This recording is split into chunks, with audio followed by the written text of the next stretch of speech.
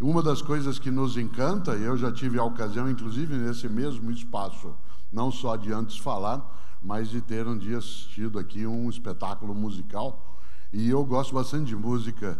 E esse ano que nós estamos, no dia 13 de dezembro, serão 110 anos de Luiz Gonzaga, um dos maiores músicos da história do nosso país, uma pessoa que foi capaz de nos encantar e continua nos encantando.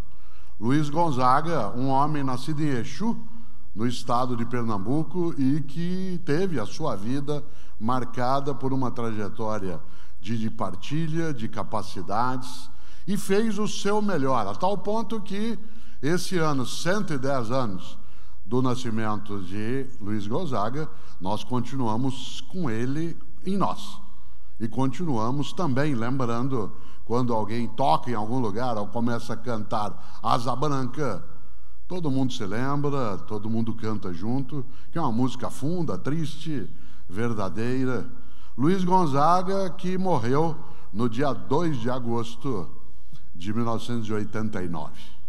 33 anos que esse homem do mundo da arte foi capaz, não de nos deixar, no sentido de um legado, como aqui foi lembrado, mas de não ter mais a convivência cotidiana, presencial, mas em nós continua Luiz Gonzaga. Aliás, ele criou uma das músicas mais perturbadoras para mim, quando eu era criança, porque meu pai e minha mãe nos provocavam, a mim, meu irmão e minha irmã, com essa música. Eu nasci em Londrina, no norte do Paraná, eu sou caipira, pé vermelho, que é o nome que nós daquela região nos damos, mas eu vivo na capital paulista, em São Paulo, há 55 anos. Mas eu vivi em Londrina até 13 anos de idade. E meu pai, que era bancário, chamado Antônio, minha mãe, Emília, professora, ambos gostavam de nos provocar no bom sentido, nos chamar para o pensamento, para a reflexão, para o estudo. E uma das coisas que eles gostavam, ambos, era cantar uma música de Luiz Gonzaga. Uma música de 1958. Eu nasci em 1954 e Luiz Gonzaga compôs e gravou essa música em 1958, uma música chamada 17700. Muita gente aqui se lembra, porque ela é um desafio mental que, num primeiro momento, nos confunde mesmo. Não sei se vocês se lembram. Ele diz: eu lhe dei 20 mil réis para tirar 3.300. Você tem que me voltar, é 16.700. E o outro fala: não, é 17.700. Ele diz: é 16.700.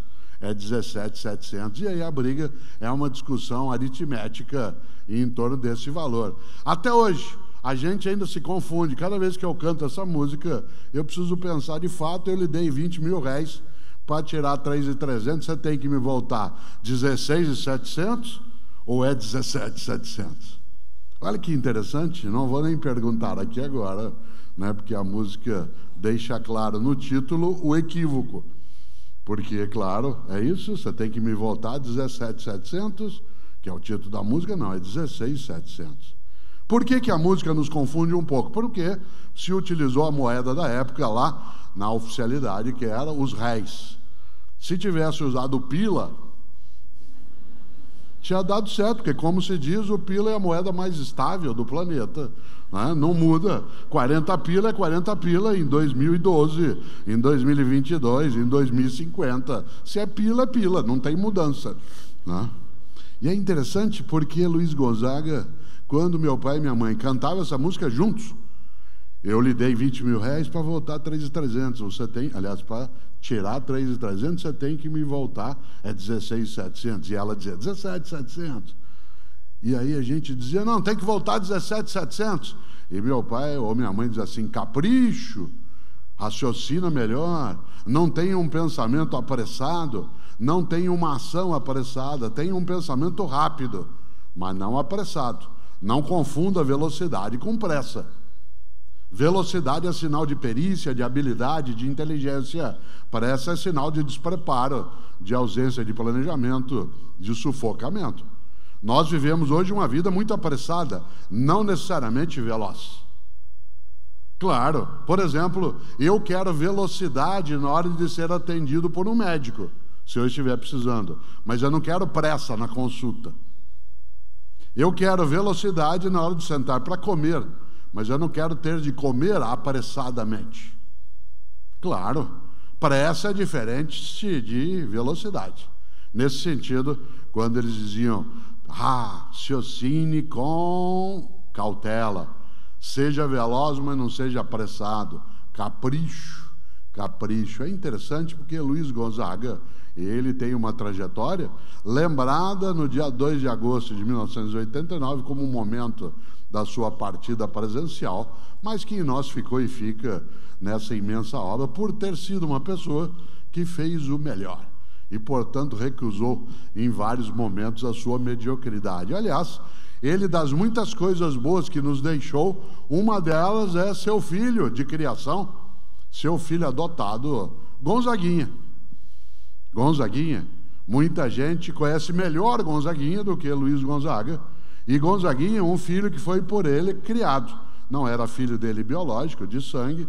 Demorou muito tempo para que isso ficasse nítido, e eles tiveram uma série de entreveros, uma série de dificuldades durante a vida, mas no momento mais quase perto do final, né, da vida de Luiz Gonzaga, o Gonzagão, eles passaram a conviver, gravaram muitas coisas juntos, saíram a viajar pelo país numa série de shows. E Gonzaguinha, uma das pessoas que eu mais admiro, ele nasceu no dia 22 de setembro, que é o dia do início da primavera, 2 dias depois de um dia que algumas pessoas no país comemoram seus desencontros e encontros. 22 de setembro, nasce no Rio de Janeiro, Gonzaguinha, em 1945, uma pessoa genial na música, na arte, na inventividade, e que infelizmente faleceu muito jovem, 45 anos, em 1991, no meu estado de origem, no Paraná, num acidente de carro. Gonzaguinha, um gênio da música, fez várias coisas maravilhosas, mas uma delas, acho que todos nós algum dia já cantamos. Eu fui secretário de Educação da cidade de São Paulo, aliás, no ano em que Gonzaguinha morreu, eu era secretário na capital paulista, e uma das coisas que mais a gente tinha quando ia visitar uma escola é que primeiro as crianças cantavam, faziam sua apresentação, e depois nós, professoras, professores, ficávamos ali na sala comendo um lanche, tomando um suco, e era muito comum que alguma professora ou professor pegasse um violão, né, e começasse a cantar. Uma das músicas mais cantadas em escolas, em algumas regiões do Brasil, é uma música do Gonzaguinha chamada O Que É, O Que É. Vocês se lembram do início da música, é viver e não ter vergonha, né, de ser feliz, e cantar, e cantar, e cantar. Nós na escola gostamos muito disso, porque vai fazendo com que a gente dê ímpeto à nossa atividade, à nossa profissão. Aqui há várias pessoas que são da área de educação escolar, aqui há muitas professoras, e eu consigo ver a distância por causa das olheiras, dá para identificar, né? Ainda mais quando as aulas retomam, aí sim é que a coisa, né, no primeiro dia aquela alegria, no segundo aquele encontro, convívio, depois a gente não vê a hora, né, de chegar algum feriado, essas coisas que a vida coloca para nós de modo bom. E essa música do Gonzaguinha, ela tem algo que tem muito a ver com a nossa reflexão de hoje, aquilo que o Pedro trouxe à tona, a possibilidade de nós usarmos o aparato tecnológico para fazer melhor aquilo que é decente fazer, que é bom fazer, que é alegre fazer, que nos dá sentido, que recusa e afasta a mediocridade, porque há um verso do Gonzaguinha na música O Que É, em que ele coloca uma aspiração e um compromisso. Uma aspiração e um compromisso. O verso traz as duas coisas em partes diversas. Ele, num determinado momento da música, canta: porque a vida devia ser melhor. E será. Olha que coisa. Se ele, Gonzaguinha, tivesse parado na primeira parte do verso, já seria bonito. A vida devia ser melhor. Mas ficaria na mera expectativa, no mero desejo, na mera intenção. Ele completa. E ele faz com que você e eu, ao ouvir a música, possamos ter um compromisso, e não apenas uma aspiração. Por isso, quando ele canta, a vida devia ser melhor, não é mini-vida, sub-vida, menos vida. A vida devia ser melhor, e será. Eu acho especial quando ele, e Gonzaguinha, indica essa condição. E é claro que uma parte da inventividade do Gonzaguinha é da autoria dele só, a da capacidade individual, mas muito também da formação que Gonzagão, né, seu pai, nos tempos de convivência, pôde a eles passar. Afinal, eu lhe dei 20 mil réis para tirar 3.300, você tem que me voltar. É 16.700 ou é 17.700? E lá vem seu Antônio, meu pai, dona Emília, minha mãe, dizer: presta atenção, nada de raciocínio apressado, capricha no pensamento, capricha no cuidado com as coisas, capricha com o teu corpo, capricha com a tua fé, capricha com o que você tem de fazer, capricho. Essas são as palavras que mais ouvi. E o capricho com a vida nos leva, assim, a pensar, Gonzaguinha, e dizer: a vida podia ser melhor. E será? Claro que esse será não acontecerá se você e eu ficarmos sentados aguardando.